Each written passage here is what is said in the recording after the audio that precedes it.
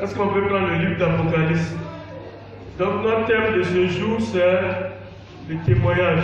Amen. Alléluia. On va prendre notre Bible dans le livre d'Apocalypse, chapitre 12.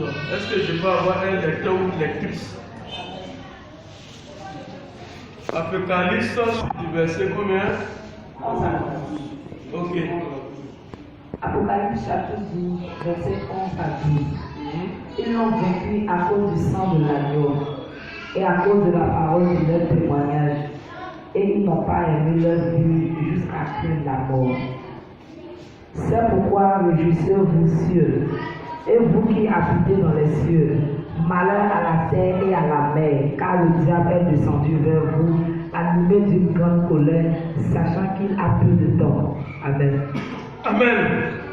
Regardez ce que la Bible dit. La Bible dit, ils ont fait quoi? Ils ont vaincu leur ennemi à cause de quoi? Ici, il y a deux éléments. À cause de la parole de leur témoignage et à cause de quoi? Du sang de l'agneau. Amen. Donc la Bible dit, ils ont vaincu. Est-ce que cette victoire, c'est par du sang de frère? C'est pour le point sang de frère? Non. C'est simplement à cause de la reconnaissance qu'ils ont envers Dieu qui les a permis de vaincre leurs ennemis. Quelqu'un me dit Amen. Amen. Donc, bien aimé, notre victoire approbase le témoignage. Vous savez, Dieu peut faire quelque chose pour toi. Amen. Mais si tu n'as pas témoigné, la victoire n'est pas finie. Alléluia. Tu es au milieu de ta victoire. Quelqu'un me dit Amen. Amen. C'est pour ça qu'un enfant de Dieu doit toujours témoigner des bienfaits de Dieu dans sa vie. Mais ce que Dieu t'a donné là, si tu manques de témoignages, Dieu risque de t'arracher ça. Quelqu'un me dit Amen. Amen.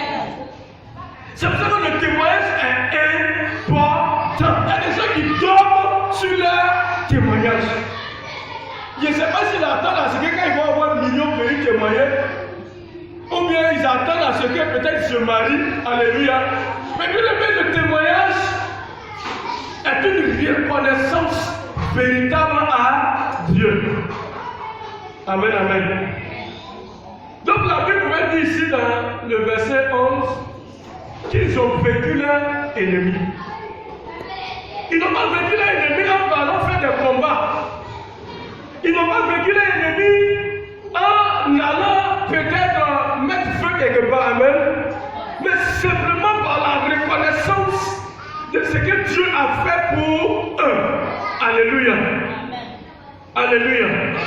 Gloire à Jésus. Je veux que nous puissions lire la suite. Amen. Verset 12. Qu'est-ce que la Bible dit? La Bible dit quelque chose que peut-être les gens n'ont pas compris. Il dit c'est pourquoi réjouissez-vous, cieux, et vous qui habitez où? Dans les cieux. Amen.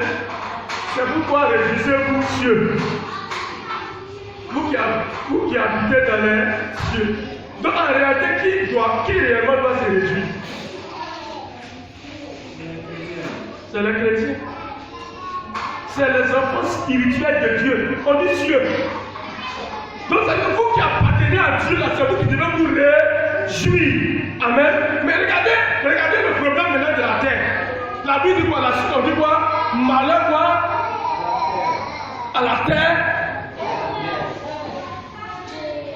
Je vous écoute. Oui. Oui. Voilà. Car le diable est descendu vers vous. Amen. Donc ça veut dire quoi? Regardez bien, écoutez bien. Il y a une emphase là. Ce que nous devons comprendre, c'est quoi? Les enfants de Dieu, on n'a pas dit que le diable est descendu vers eux. Mais on dit les enfants de la terre, le diable est descendu vers eux. Donc ça veut dire que ceux qui seront dominés par le diable sont les enfants qui sont attachés à la terre. Quelqu'un me dit Amen. Mais les cieux, ceux qui sont attachés au ciel,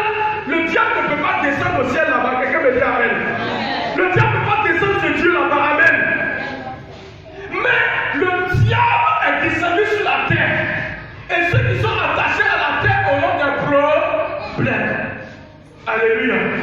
Amen. Comprenez ça bien. Donc regardez que ceux qui vivent dans des situations bizarres sont ceux qui ne sont pas spirituels. Sinon ceux qui sont spirituels ne peuvent pas vivre dans des situations bizarres. Quelqu'un me dit Amen. Alléluia. Donc regarde bien si dans ta vie il y a des problèmes, il y a des situations que tu ne comprends pas, c'est que commence à te repentir et commence à te débrouiller. C'est que en toi il y a quelque chose qui est attaché à la terre. Alléluia. Il y a quelque chose qui est attaché à la poussière. Quelqu'un me dit Amen. La Bible dit que Dieu nous a enfantés. Nous sommes des fils de qui? Du Dieu très haut. Alléluia. Donc c'est pour ça qu'on prend le livre de Jean 1 verset 12. Alléluia. La Bible dit quoi? À tous ceux qui l'ont reçu. À ceux qui croient en son nom.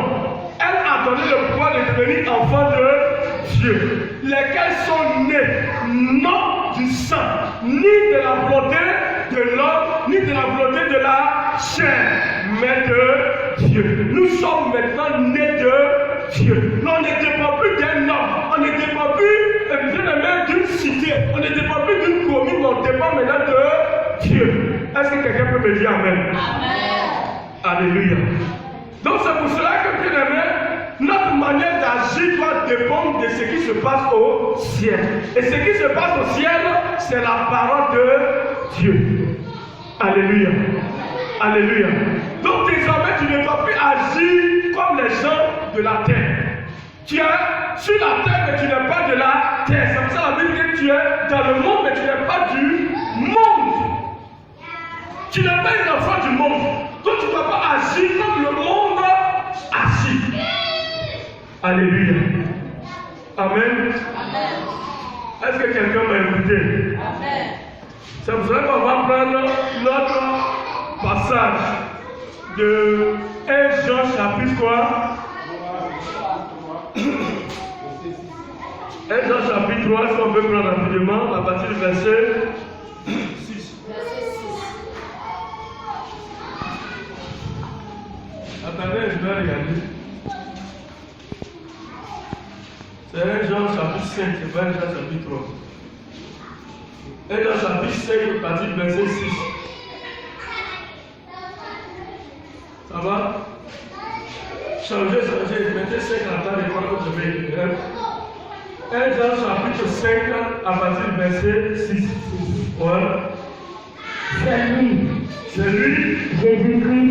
Jésus-Christ, est venu avec de l'eau et du sang. Non avec l'eau seulement, mais avec l'eau et le sang. Et c'est l'Esprit qui rend témoignage parce que l'Esprit est la vérité.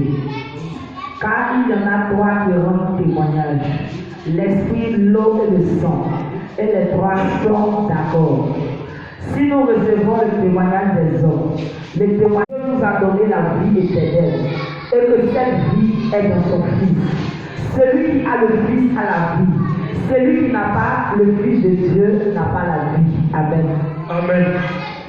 Alléluia. Est-ce qu'on comprend? Donc écoutez bien ici ce qu'on a lu. Même Dieu nous rend témoignage. Est-ce que vous écoutez bien? Ceux qui sont là et puis ils sont assis sur un témoignage, je ne sais pas si vous attendez le retour de Bako d'avoir de rendre votre témoignage, je ne sais pas. Amen. Mais il y a un problème. Celui qui ne rend pas de témoignage, en train de se piéger lui-même. Celui que Dieu lui a fait du bien qui ne peut pas témoigner, se piège lui-même. Alléluia. La Bible dit ici même que Dieu lui-même rend témoignage. Alléluia. Et le témoignage que Dieu rend, c'est quoi? C'est qu'il a donné la vie éternelle. Et cette vie se trouve à qui? En son Fils Jésus-Christ de Nazareth. Quelqu'un me dit Amen. Amen. Alléluia. Amen. Celui qui a créé le ciel et la terre rend témoignage. Toi, enfant de Dieu, toi tu dis que je ne rends pas témoignage. Je m'auto-suffis. Alléluia. Malgré tout ce que Dieu fait pour toi, même quand tu te réveilles, toi tu remarques, mais quand tu avais tes frères et soeurs, même quand tu viens à l'église, tu ne rends jamais témoignage. Amen. Je ne sais pas si il faut extraire bien quoi. Regardez, un parler vient de me frapper, il doit finir. Quand je suis guéri, je dois venir dire Seigneur, merci. Alléluia. Amen. Vous savez, si tu es mort et tu es dans la tombe, je ne sais pas qui va rendre témoignage de toi, mais toi tu ne pourras pas rendre témoignage. Alléluia. Parce qu'après la mort, il n'y a plus de témoignage. Amen. Alléluia. Donc regardez, bien aimé, je veux encourager quelqu'un parce que le Dieu Tout-Puissant a rendu témoignage en son Fils. Et il faudrait que les enfants de Dieu que nous sommes, nous arrivons aussi à rendre témoignage. C'est une obligation. Regardez Jean 3, c'est la Bible quoi. Dieu a tant aimé le monde qu'il a donné qui son Fils unique. Afin qu'il comprenne lui ne périsse point, mais qu'il ait la vie éternelle. N'est-ce pas merveilleux? Alléluia. Amen. Et on va essayer de montrer un peu les éléments du témoignage de Dieu. Amen. Vous savez, Christ est le témoignage suprême de Dieu. Mais ce témoignage est fait par certains éléments que Christ a envoyés. Amen. Alléluia. Le verset 6, la Bible dit quoi? C'est lui, Jésus-Christ, qui est venu avec l'eau et du sang. Non avec l'eau seulement, mais avec l'eau et avec le sang. Et c'est l'esprit qui rend témoignage parce que l'esprit est la vérité. Il est venu avec l'eau. L'eau est synonyme de quoi? L'eau est synonyme de la parole. Amen. Jésus est venu avec l'eau. Jésus est venu avec la parole. Amen. Alléluia. Donc ça veut dire que quand on va avoir un témoignage, il faut qu'on utilise quoi? La parole. Si tu n'utilises pas la parole, tu ne peux pas rendre témoignage. Je ne suis pas sûr que si la sœur qui a fait un beau mot, tu es sûr que tu vas entendre ce qu'il dit. Si tu n'as pas pris la main, tu vas rien entendre. Donc tu seras obligé d'utiliser la parole.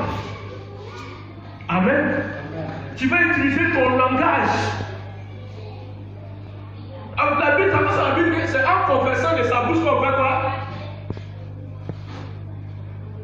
C'est en confessant de sa bouche qu'on obtient quoi? On obtient. Vraiment, c'est pas la Bible. Alléluia. Et chose dans Romains 10, verset 9, c'est pas ça. Amen. C'est le verset 10. Alléluia.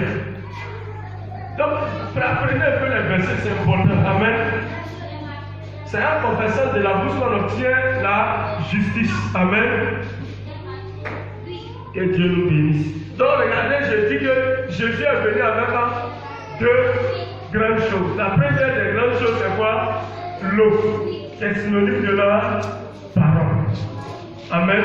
Donc, ça veut dire que c'est pour ça que je dis que celui qui veut faire quoi? Qui veut rendre quoi? Témoignage doit utiliser quoi?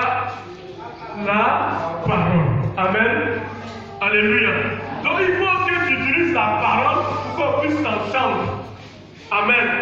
Parce que la Bible dit confesser le Seigneur Jésus, c'est reconnaître qui est Jésus dans ta vie. Amen.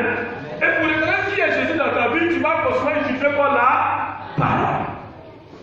Quelqu'un me dit Amen. Amen. Alléluia. Et la deuxième des choses que Jésus a envoyé, c'est quoi? Le sang. Le sang. Amen. Vous savez, dans nos villages, quand on s'en va, quand les gens s'en vont faire les sacrifices, alléluia, il y a le sang qui coule toujours. Amen. Quand on s'en va faire le sacrifice de mouton ou de bœuf, souvent quand nos parents s'en vont faire, ce n'est pas le mouton ou le bœuf qui intéresse l'esprit là. C'est son sang. C'est son sang qui les intéresse. Quand tu tues l'animal, quand tu finis, amen. Souvent, même quand tu finis de faire sacrifice, on te dit prends pour aller manger. Est-ce que c'est faux? Ils s'en vont manger, mais le sang est versé. C'est le sang que l'esprit regarde. Alléluia. Amen. Et la Bible dit que sans effusion, le sang n'est pas quoi? de pardon. C'est-à-dire qu'il faut que quelqu'un meure pour que tu reçoives le pardon. Et Jésus, il fallait que Jésus meure pour que nous recevions le pardon de nos péchés. Donc le sang est synonyme d'alliance. Amen. Quand le sang verse et coule, ça te permet d'être allié, d'avoir une alliance avec quoi? L'esprit là. Ou bien la divinité là. Alléluia. Donc le sang de Jésus a coulé pour que nous soyons en alliance avec qui? Avec Dieu. Alléluia. Donc il fallait que ce sang coule pour qu'aujourd'hui tu puisses connaître qui? Dieu. Sans le sang de Jésus, sans l'œuvre que Jésus a accompli à la croix, bien aimé, on était toujours en douce. Maintenant, dans la volonté de Dieu, nos enfants vont nous donner à des esprits quelque part. Alléluia. On n'allait même pas voir clair. On était en Afrique. Et on sait ce qui se passe en Afrique ici. Alléluia. On tue les moutons, les poulets, ça ne finit pas. On fait sacrifice seulement. C'est 4, 3. Le souvent, on te dit d'envoyer poulet rouge. Ce qui n'existe pas, on te dit d'envoyer. Poulet blanc sans tache. Poulet rouge, tout rouge. Tu as gagné ça où? Alléluia. Ils sont en train de te dire quelque chose. Que quand on fait un sacrifice, ce n'est pas petite chose. Alléluia. C'est quelque chose qui est important. Oh, ce qui est important, il faut tout chercher. Alléluia. Amen, amen. Donc, comprenez que Jésus est venu à ces deux choses. Et la deuxième des choses, c'est le sang. Amen.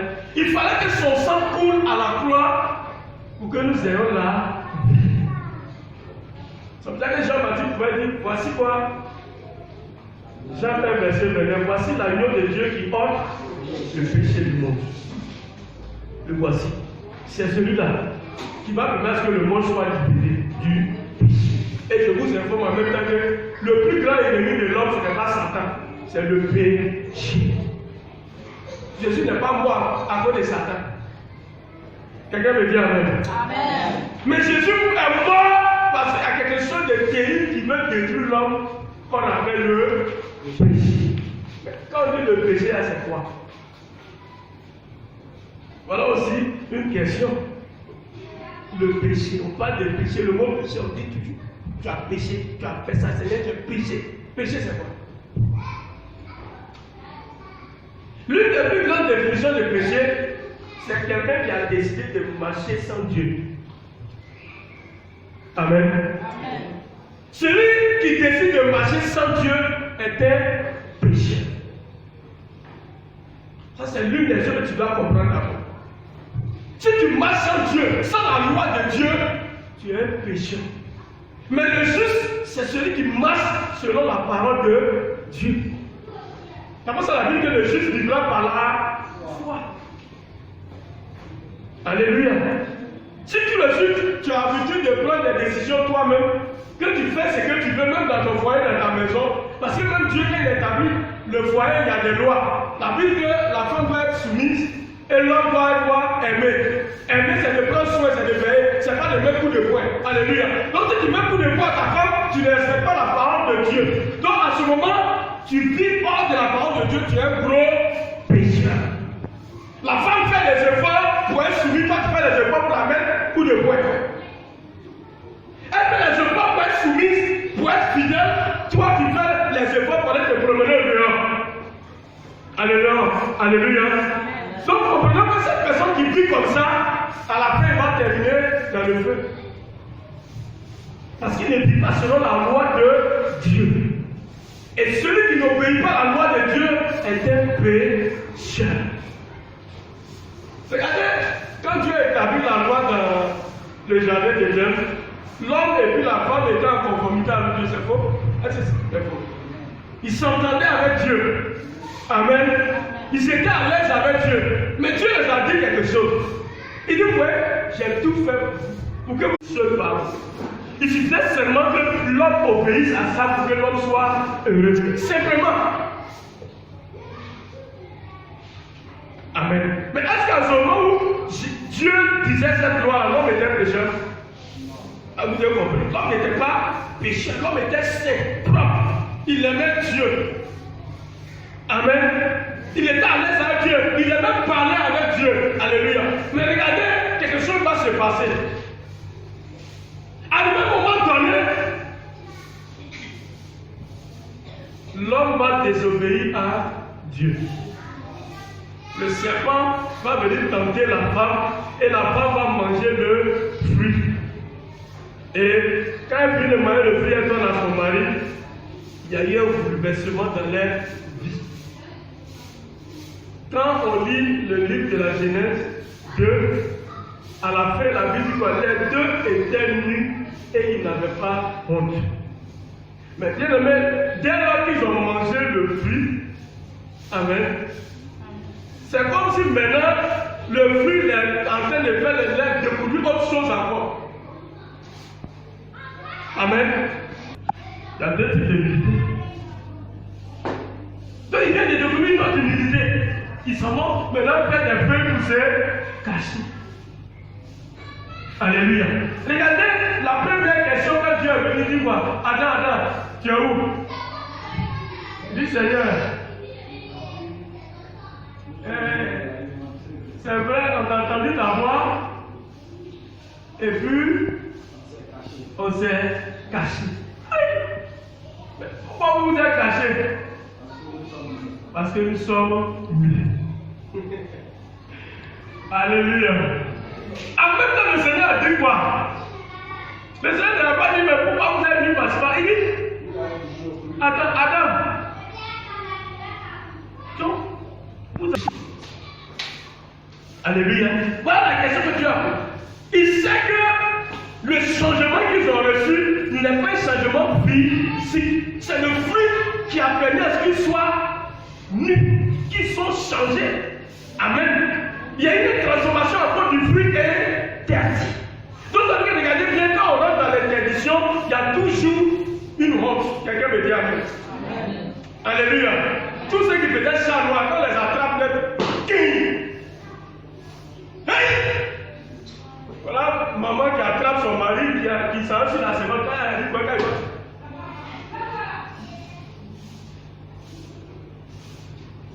La honte sort parce que ce qui n'est pas normal produit la honte. Alléluia. Alléluia. Ce qui n'est pas normal produit la honte. Ils ont mangé ce qui est interdit. Et voilà qu'ils sont rentrés dans la honte, la dureté, la peur, la crainte est rentrée dans le monde entier, dans la vie de l'homme. L'homme n'avait pas peur au début. Parce que la Bible dit que même c'est l'homme qui a donné le nom aux animaux. Il vient, il dit, toi tu t'appelles mouton, toi tu t'appelles bœuf, toi tu t'appelles chien, toi tu t'appelles tigre, toi tu t'appelles... Amen. Est-ce que tu n'avais peur d'eux? Il n'avait pas peur d'eux. Mais après la désobéissance, le sang de Jésus, tu es en train de rétablir l'alliance que Jésus a faite pour toi. Alléluia. Quand tu invoques le sang de Jésus, tu es en train de dire que Seigneur, je veux avoir une bonne communion avec Dieu. Parce que c'est le sang de l'alliance. C'est le sang qui doit parler en ta faveur. Alléluia. J'invoque le sang de Jésus. Que l'alliance soit protégée. Donc si l'alliance est protégée, c'est comment je suis protégé. J'invoque le sang de Jésus, c'est comme si Dieu me garde. C'est comme si Dieu se souvient de quelque chose qui s'est passé il y a longtemps. Amen. Et quand tu invoques le sang de Jésus, Dieu trouve bon de te garder. Parce que ce que tu viens d'évoquer là, ce n'est pas un sang humain. Quelqu'un me dit Amen. Alléluia. C'est un sang éternel. Amen. Voilà, je suis à quel verset? Lis-moi le mot. Dans le témoignage. Écoutez bien. Ouais. L'esprit, l'eau et le sang. Ça va? Les trois sont d'accord. Est-ce que vous comprenez bien? Les trois là, ils sont d'accord. Ça veut dire quoi? Souvent les gens disent que nous là, nous on aime la parole. Les gens disent que nous là, c'est la parole qu'on a choisi. Amen. Et ils n'aiment pas cet esprit. Ça veut dire quoi? Les manifestations du Saint-Esprit, ils ne veulent pas. Nous, c'est la parole. Amen. Alléluia. L'autre aussi, ils sont là, ils disent que moi, c'est le Saint-Esprit. Je veux savoir la manifestation du Saint-Esprit. Par contre, moi, je ne veux pas. Amen. L'autre aussi vient et dit, moi, c'est le sang de Jésus qui m'intéresse. Mais la Bible dit que les trois sont d'accord. Ça veut dire qu'il n'y a pas un qui agit sans l'autre. Le Saint-Esprit ne peut pas agir réellement sans la parole de Dieu. La parole de Dieu ne peut pas agir sans le sang de Jésus. Ça ne marche pas. Alléluia. Donc ça veut dire quoi? Si tu connais la parole de Dieu, que le Saint-Esprit n'est pas dans ta vie, tu ne peux pas être efficace. Quelqu'un me dit Amen. Ils le font. C'est pour ça que la Bible dit soyez remplis du Saint-Esprit. Parce que tu ne peux pas, le Saint-Esprit ne peut pas agir en toi puissamment si tu n'as pas la parole. Alléluia. Si tu as la parole aussi, il faut que le Saint-Esprit agisse. Amen. Et le sang de Jésus est là aussi pour que cette alliance reste telle. Ton alliance avec qui? Avec Jésus. Ça, il y a des gens, c'est là où aujourd'hui je donne ma vie à Jésus. Et puis quand ça saute, 3 jours bien, c'est pas 1 an, 2 ans après, il dit Seigneur, ce qu'il a dit là, c'est bon. Je ne veux plus. Moi, c'est bon. Je ne vais plus à l'église, même je m'avais au dehors dans ma vie. Je vais vous dire quelque chose. Il y a des gens qui font des choses qui sont dangereuses. Ce sang que tu as évoqué il y a longtemps va te poursuivre. Ça veut dire que ce n'est pas possible que quelqu'un qui s'est donné à Jésus abandonne Dieu qu'il va. Ce n'est pas possible. À toutes les nouvelles affaires, il va crier Seigneur Jésus, pardonne-moi. Parce qu'on parle de l'alliance éternelle, ce n'est pas une alliance qui vient comme ça et puis demain ça quitte. C'est-à-dire aujourd'hui je suis sauvé, demain je ne suis pas sauvé. Aujourd'hui comme j'ai menti, je ne suis pas sauvé, demain comme je ne mens pas. Non, c'est pas le salut, n'est pas ça. Hein. C'est pas cette plaisanterie humaine là. Alléluia. C'est une œuvre divine et éternelle. Alléluia. Même le jour que tu vas dire dans ta maison que Dieu ne te supplie là, Dieu est là et derrière ça. Ça, tu peux le chasser. Seigneur, je n'ai pas comme ça. Non, c'est faux. Ça, ce n'est pas ton travail. Pour te purifier, ce n'est plus ton travail. Seulement, demande pardon. Purification, ça, c'est lui qui fait. Amen. Lisez bien 1 Jean 1, verset 8 à 9, vous allez comprendre ça. Que la purification, ça ne vient pas de lui. C'est le Seigneur qui fait son travail. Alléluia. Parce que c'est une alliance. Quand on dit une alliance, c'est pas quelque chose qu'on ne peut pas vous bénir. C'est déjà établi. Alléluia. Amen. Que Dieu nous bénisse. Et verset 9, pardon. Verset 9. Ouais. Si nous recevons le témoignage des hommes, le témoignage de Dieu est plus grand. Car le témoignage de Dieu consiste en ce qui a rendu témoignage de Christ. Amen. Amen. La Bible dit que nous recevons le témoignage des hommes. Amen. Mais le témoignage le plus grand, c'est le témoignage de qui? De Dieu. Et quel est ce témoignage? Vous me dites ça. Ce témoignage En lui-même. Continue. Celui qui ne croit pas celui qui ne croit pas Dieu le fait menteur. Ouais. S'il ne croit pas au témoignage que Dieu a rendu à son Fils. Amen. Donc celui qui croit en Jésus a le témoignage de Dieu. Si tu crois en Jésus, tu as le témoignage que tu es parfait devant Dieu. Alléluia. Vous savez, je vais vous faire une confidence de comprendre quelque chose. Amen. Vous savez, regardez, quand Paul maltraitait les enfants de Dieu, Dieu n'a jamais dit à Paul, pourquoi tu maltraites les enfants? Il dit, pourquoi me persécutes-tu? Tu es en train de me faire du mal. Parce que Dieu voit ses enfants en lui-même. Quelqu'un me dit Amen. Amen. Alléluia. Donc ça veut dire que quand quelqu'un se lève contre toi, il est en train d'attaquer Dieu. Alors il va échouer. Alléluia. C'est pour ça que quand quelqu'un est en train de t'attaquer, quelqu'un contre toi, il ne faut même pas te tuer à dire Seigneur, la personne aura des problèmes. Quelqu'un acclame Dieu. Acclame le Seigneur Dieu. Lui-même il est en train de créer sa tombe sans qu'il sache. Regardez, Pharaon, quand il s'est attaqué aux enfants de Dieu, qu'est-ce qui s'est passé? C'est eux qui ont prié pour que Dieu fasse le travail. C'est pas eux qui ont prié. Hein? Dieu s'est levé. Et puis il dit le temps est arrivé. Ils ont trop maltraité mes enfants. Quand quelqu'un te fait du mal, ça arrive à un moment donné, quand Dieu dit c'est bon. Quand Dieu dit tu as trop fait, maintenant c'est bon. Alléluia. Ça fait de ce moment que Dieu frappe. Tu n'as même pas besoin de parler pour ça. Il y a des gens qui sont là, qui disent Seigneur, frappe là, tu peux être content. Ça, c'est quelque chose qui est entre les mains de Dieu, ce n'est pas toi. C'est Dieu qui s'occupe de ça. Amen. C'est Dieu qui va s'occuper de cette personne. Ce n'est pas toi. Toi seulement prie pour que Dieu te fortifie encore, pour ne pas que ce qu'il a dit de faire traîner la colère encore. Parce que souvent, quand c'est comme ça que tu es en colère, là, il y a une porte d'entrée encore dans ta vie et puis l'ennemi va agir. Seulement dis Seigneur, vraiment, je ne vais pas me faire colère. Voilà, voici le témoignage de Dieu. C'est que Dieu nous a donné la vie éternelle. Ouais. Et cette vie est dans son Fils. Amen. Amen. Est-ce que quelqu'un a compris? Amen. Voilà le témoignage de Dieu. Amen. Et le témoignage de Dieu se trouve en qui? En son Fils Jésus. Celui qui donne sa vie à Jésus, à quoi? À la vie éternelle. Celui qui donne sa vie à Jésus, Dieu est d'accord avec lui.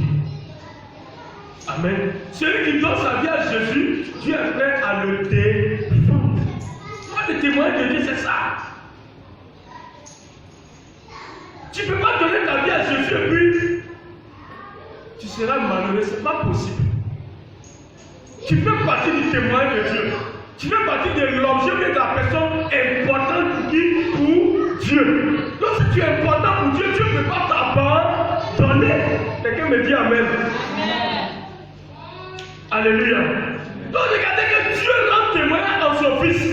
Et puis regardez qu'il y a des gens qui refusent de rendre témoignage. Il y a des gens malgré ce que Dieu fait pour eux, ils ne vont jamais rendre témoignage. C'est malheureux. Même si tu ne sais pas évangéliser là, l'une des choses les plus importantes que tu peux faire, c'est de rendre ton témoignage à quelqu'un. Tu dis, ma soeur, moi-même j'étais malade. Parce que tu as affaire à une dame qui est malade, une soeur qui est malade. Moi-même j'étais malade. Mais Jésus-Christ m'a libéré. Amen. Est-ce que tu avais une parole d'évangélisation? Tu avais un verset biblique? Mais ton témoignage que tu es en train de lui faire là, va la toucher et elle va commencer à avoir confiance en qui? En Dieu. À cause de la parole de leur témoignage. C'est ce qu'ils ont dit qui les a permis de vaincre leurs ennemis. Regardez, je vais vous donner un petit truc. Il y a une femme qui souffrait de faiblesse. Les gens accusent vous n'allez pas me décourager. Dis à ton voisin, personne ne va me décourager. Personne ne va me décourager. Je dois atteindre mon objectif. Au nom de Jésus. Alléluia. Elle a commencé à penser. On la pousse. Elle tombe. Elle se relève tout à ce qu'elle arrive vers Jésus. Elle arrive vers Jésus et dit dans son cœur, il n'y a même pas besoin qu'il me pose les mains. Il n'y a même pas besoin qu'il dise une parole dans ma vie. Je veux seulement toucher son vêtement. Je sais que si je touche, façon qu'il est serre, si je touche son vêtement, je serai guéri. Alléluia. Alléluia. Et elle touche le vêtement de Jésus. Elle a vu que la paix des sang qui était en elle s'est arrêtée. Est-ce que tu vas parler de cette paix? Ça a été développé avec ça. Amen. Elle a vu qu'elle sut qu'elle était guérie. Mais quelque chose d'autre va se passer de l'autre côté. La Bible que Jésus aussi a senti la puissance de Dieu sortir en lui. Est-ce qu'elle n'est pas guérie? Normalement, elle a guéri à sa main, non? dire à ton voisin, la guérison ne suffit pas. Même si tu as eu ton examen, ça ne suffit pas. Quelqu'un me dit amen. Mais vous savez, ce que Dieu veut nous donner, ce n'est pas la santé.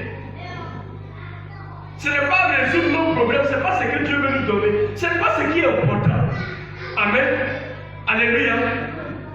Alors, Jésus va dire, qui m'a touché? Elle dit, sur la terre, toi-même tu es là, tout le monde est touché, tu vas toucher. Mais il faut dire à ton mari à toucher, puis à toucher. Il faut dire ça.